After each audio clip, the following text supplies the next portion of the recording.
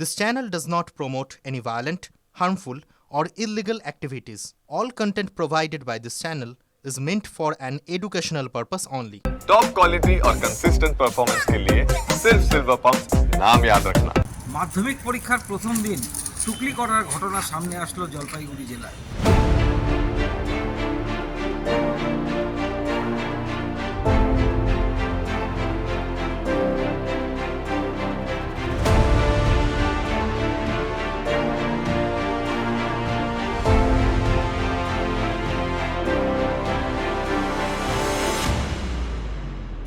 এদিন জলপাইগুড়ি জেলার রাজগঞ্জ ব্লকের কেবলপাড়া হাই স্কুলে এই দৃশ্য দেখা যায় যে যখন মাধ্যমিক পরীক্ষা শুরু হলো তার ঠিক 1 ঘন্টা পরে যখন যারা পরীক্ষার্থী তারা শৌচালয় বা জল খাওয়া ইত্যাদি অছিলা দিয়ে তারা যখন বাইরে আসে এবং সেইখানটায় তারা স্কুলের যে পেছন দিক রয়েছে সেখানে কিন্তু তারা চলে আসে।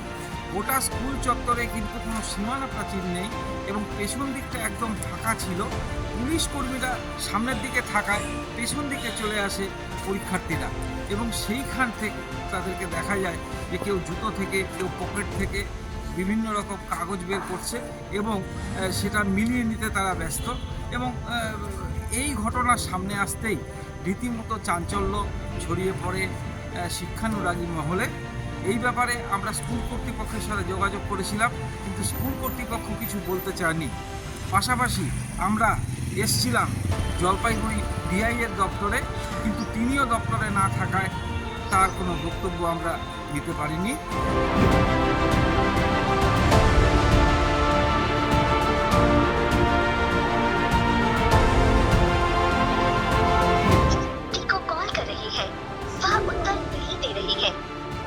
कुछ समय पश्चात प्रयास करें।